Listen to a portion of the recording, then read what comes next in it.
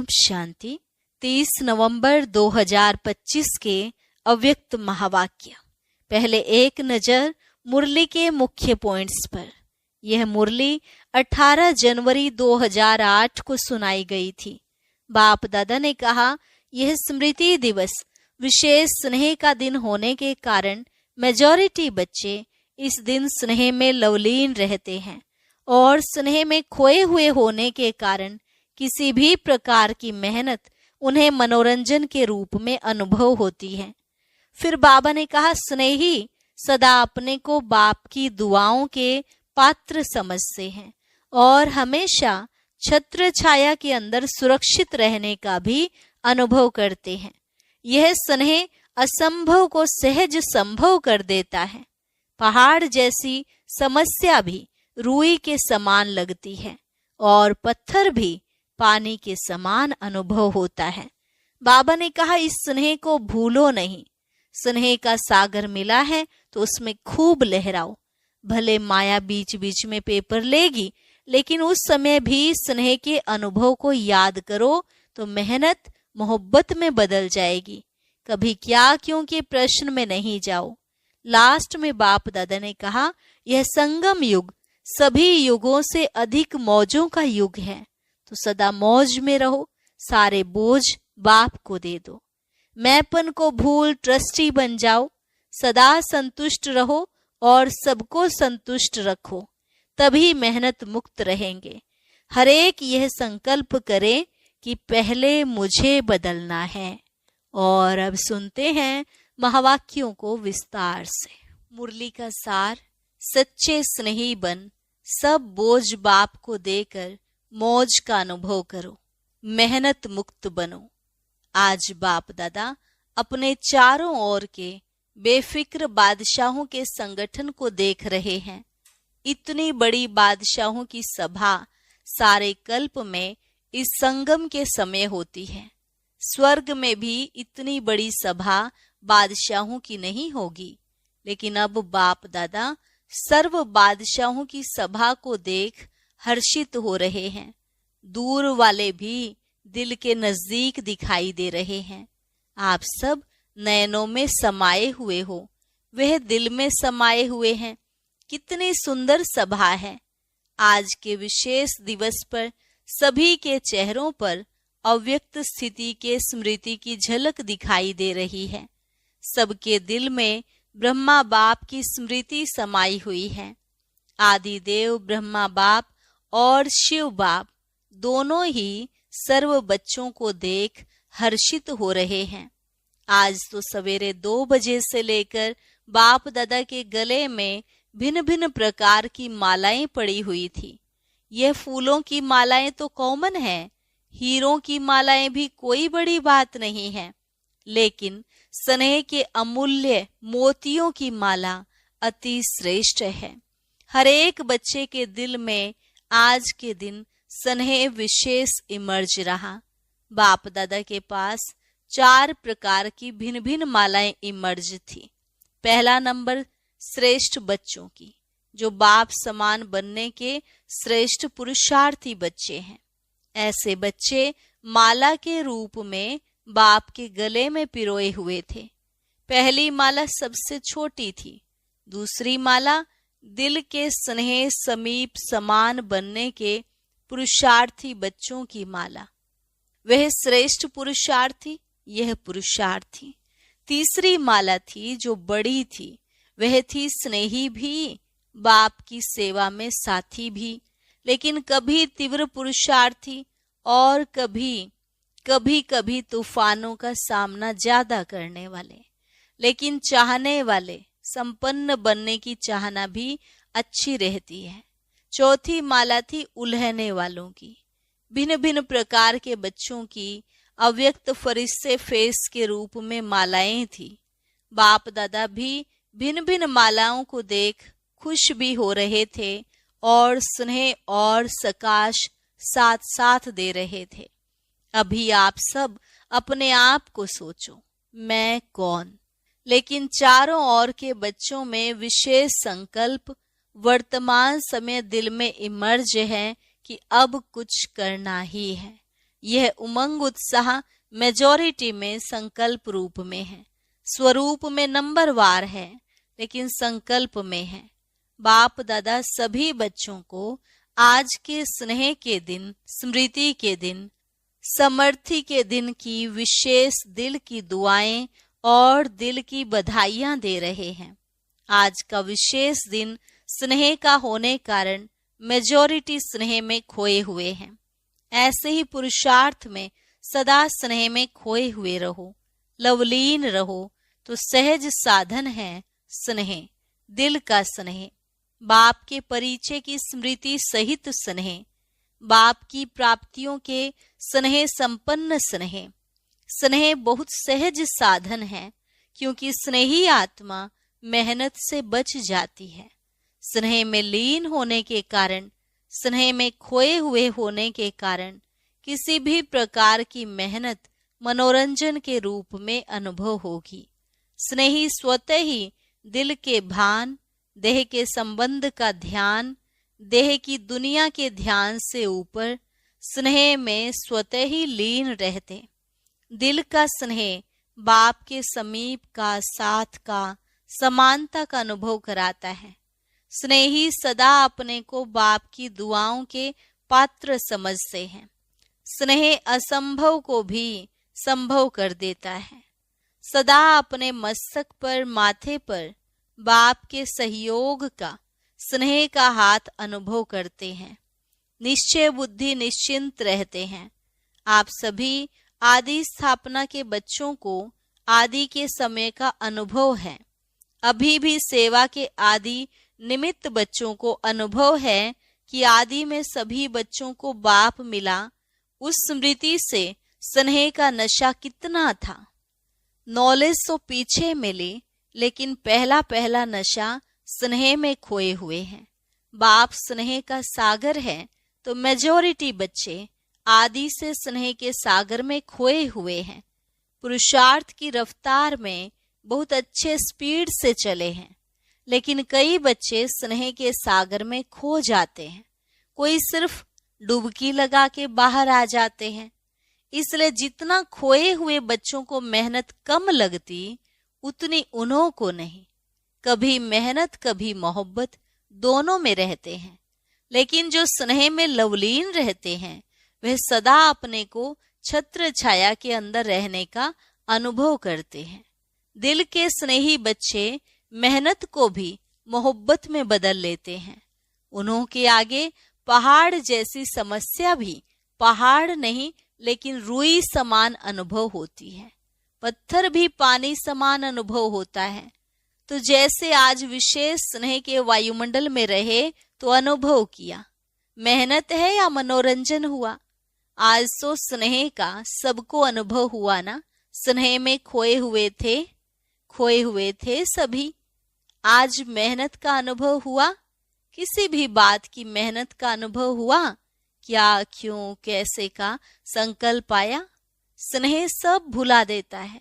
तो बाप दादा कहते हैं कि बाप के इस स्नेह को भूलो नहीं।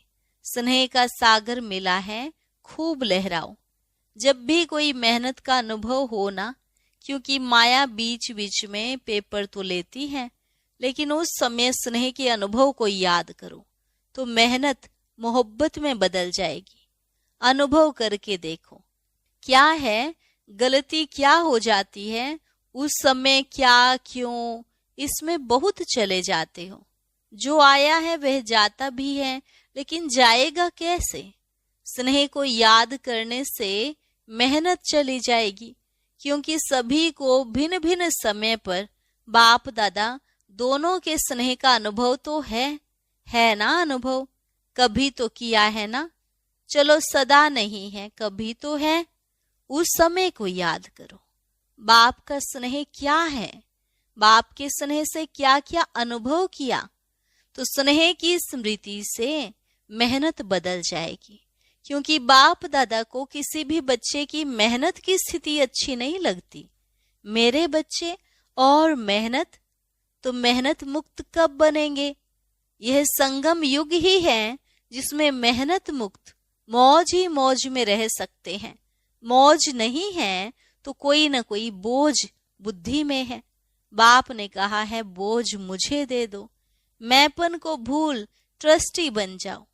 जिम्मेवारी बाप को दे दो और स्वयं दिल के सच्चे बन जाओ। खेलो और मौज करो, क्योंकि यह संगम युग सभी युगों में से मौजों का युग है। इस मौजों के युग में भी मौज नहीं मनाएंगे तो कब मनाएंगे?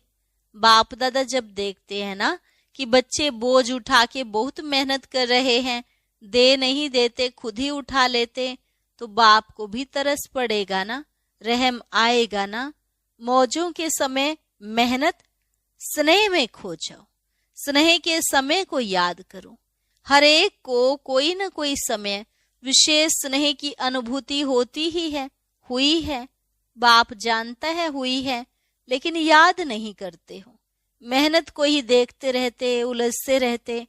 अगर आज भी अमृत वेले से अब तक बाप दादा दोनों की अथॉरिटी के स्नेह का दिल से अनुभव किया होगा, तो आज के दिन को भी याद करने से स्नेह के आगे मेहनत समाप्त हो जाएगी।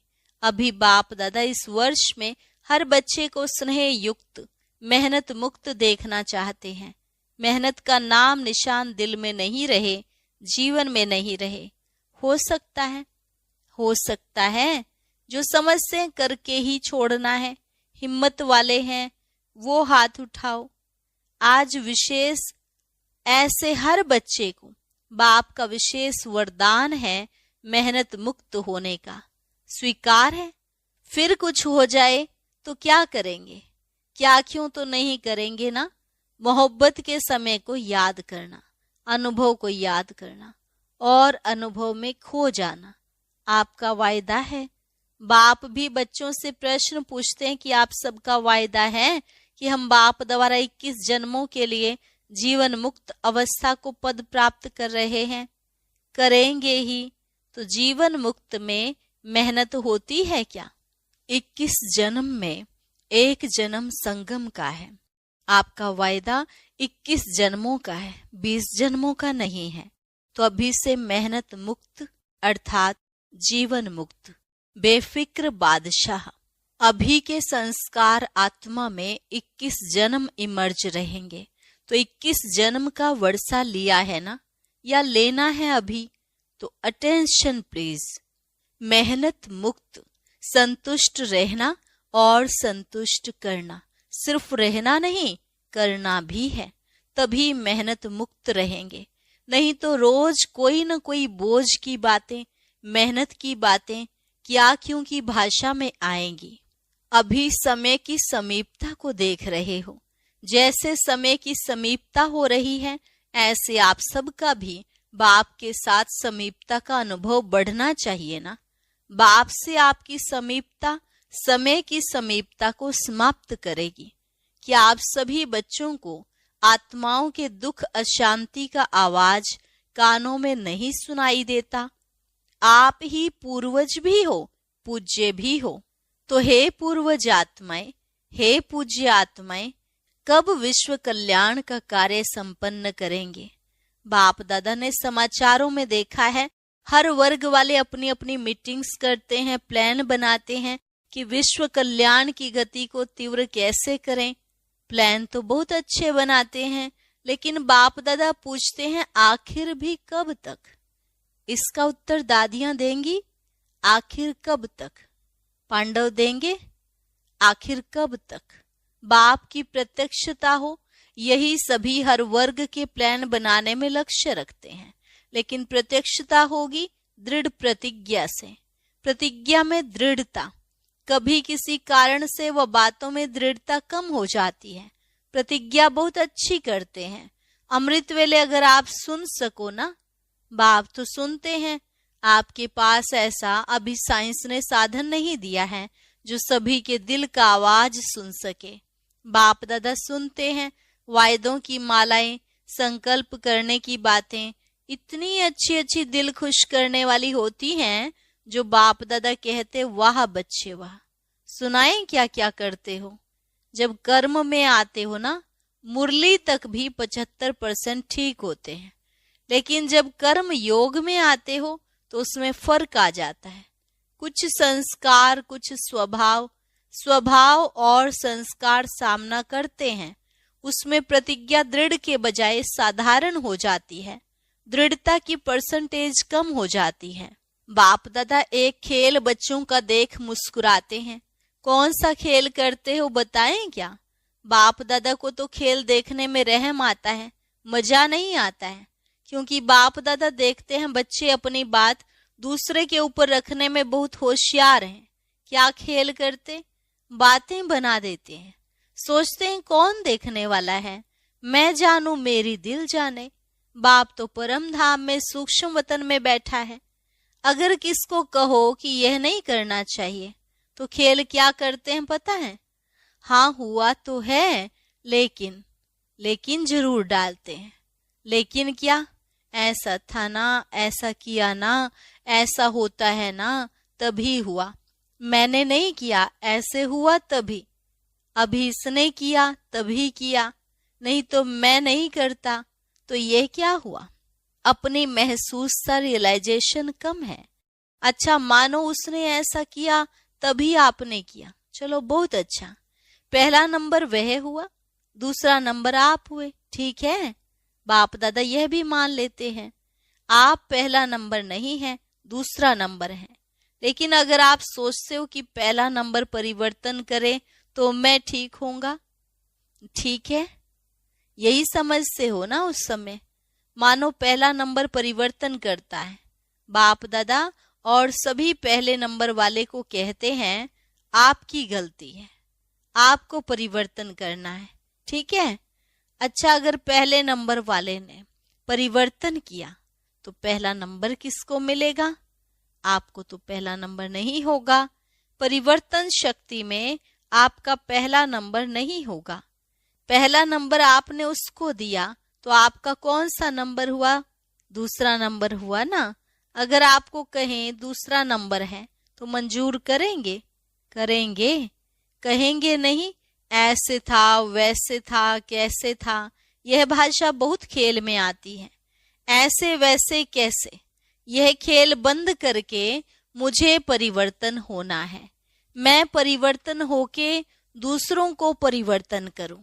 लेकिन अगर दूसरे को परिवर्तन नहीं कर सकते हो तो शुभ भावना, शुभ कामना तो रख सकते हो, वह तो आपकी अपनी चीज है ना। तो हे अर्जुन, मुझे बनना है। पहला विश्व के राज्यधारी लक्ष्मी नारायण के समीप आपको आना है या दूसरे नंबर वाले को? बाप दादा की इस वर्ष की यही आश है कि सभी ब्राह्मण आत्माएं, ब्रह्मा कुमार, ब्रह्मा कुमारी, जैसे यहाँ यह बैज लगाते हो ना, सभी लगाते हैं ना, यहाँ भी आते हो तो आपको बैज मिलता है ना, चाहे कागज का, चाहे सोने का, चाहे चांदी का। तो जैसे यहाँ बैज लगाते हो वैसे दिल में, मन में यह बैज लगाओ। मुझे परिवर्तन होना है, मुझे निमित्त बनना है। यह बदले, यह बात बदले, यह व्यक्ति बदले, यह सर्कमस्टांस बदले नहीं, मुझे बदलना है। बातें तो आएंगी, आप ऊंचे जा रहे हो, ऊंचे स्थान पर समस्याएं भी तो ऊंची आती है ना। लेकिन जैसे आज नंबरवार यथाशक्ति स्नेह के स्मृति का वायुमंडल था, ऐसे अपने मन में सदा स्नेह में लवलीन रहने का वायुमंडल सदा इमर्ज रखो। बाप दादा के पास समाचार बहुत अच्छे अच्छे आते हैं, संकल्प तक बहुत अच्छे हैं, स्वरूप में आने में यथाशक्ति हो जाती है। अभी 2 मिनट के लिए सभी परमात्म स्नेह संगम युग के आत्मिक मौज की स्थिति में स्थित हो जाओ। ड्रिल। अच्छा, यही अनुभव हर दिन बार बार समय प्रति समय अनुभव करते रहना। स्नेह को नहीं छोड़ना, स्नेह में खो जाना सीखो। अच्छा, चारों ओर के योग युक्त, युक्ति युक्त, राजयुक्त, खुद भी राज को जान सदा राजी करने वाले और राजी रहने वाले। सिर्फ स्वयं राजी नहीं रहना है, राजी करना भी है। ऐसे सदा स्नेह के सागर में लवलीन बच्चों को, सदा बाप समान बनने के तीव्र पुरुषार्थी बच्चों को, सदा असंभव को भी सहज संभव करने वाले श्रेष्ठ आत्माओं को, सदा बाप के साथ रहने वाले और बाप की सेवा में साथी रहने वाले ऐसे बहुत बहुत लक्की और लवली बच्चों को आज के अव्यक्त दिवस की, अव्यक्त फरिश्ते स्वरूप की याद, प्यार और दिल की दुआएं। अच्छा, रूहानी बच्चों की रूहानी बाप दादा को नमस्ते नमस्ते, गुड मॉर्निंग। शुक्रिया बाबा, शुक्रिया। वरदान: याद के जादू मंत्र द्वारा सर्व सिद्धियां प्राप्त करने वाले सिद्धि स्वरूप भव। याद के जादू मंत्र द्वारा सर्व सिद्धियां प्राप्त करने वाले सिद्धि स्वरूप भव। बाप की याद ही जादू का मंत्र है। इस जादू के मंत्र द्वारा जो सिद्धि चाहो वह प्राप्त कर सकते हो। जैसे स्थूल में भी किसी कार्य की सिद्धि के लिए मंत्र जपते हैं, ऐसे यहाँ भी अगर किसी कार्य में सिद्धि चाहिए तो यह याद का महामंत्र ही विधि स्वरूप है। यह जादू मंत्र सेकंड में परिवर्तन कर देता है। इसे सदा स्मृति में रखो तो सदा सिद्धि स्वरूप बन जाएंगे। क्योंकि याद में रहना बड़ी बात नहीं है, सदा याद में रहना यह बड़ी बात है। इसी से सर्व सिद्धियां प्राप्त होती हैं। स्लोगन: सेकंड में विस्तार को सार रूप में समा लेना अर्थात अंतिम सर्टिफिकेट लेना। सेकंड में विस्तार को सार रूप में समा लेना अर्थात अंतिम सर्टिफिकेट लेना। अव्यक्त इशारा: अशरीरी व विदेही स्थिति का अभ्यास बढ़ाओ। जैसे कोई शरीर के वस्त्र सहज उतार सकते हो, ऐसे यह शरीर रूपी वस्त्र भी सहज उतार सको और सहज ही समय पर धारणा कर सको, इसका अभ्यास चाहिए। अगर वस्त्र तंग व टाइट है तो सहज उतार नहीं सकते। ऐसे यह देह रूपी वस्त्र भी किसी संस्कार में चिपका हुआ तंग व टाइट ना हो। इसके लिए सभी बातों में इजी रहो। यदि इजी रहेंगे तो सभी कार्य इजी रहेंगे। जितना पुराने संस्कारों से न्यारा रहेंगे उतनी अवस्था भी न्यारी अर्थात विदेही सहज बनती जाएगी। और अभी सुनते हैं आज का अव्यक्त ज्ञान मोती।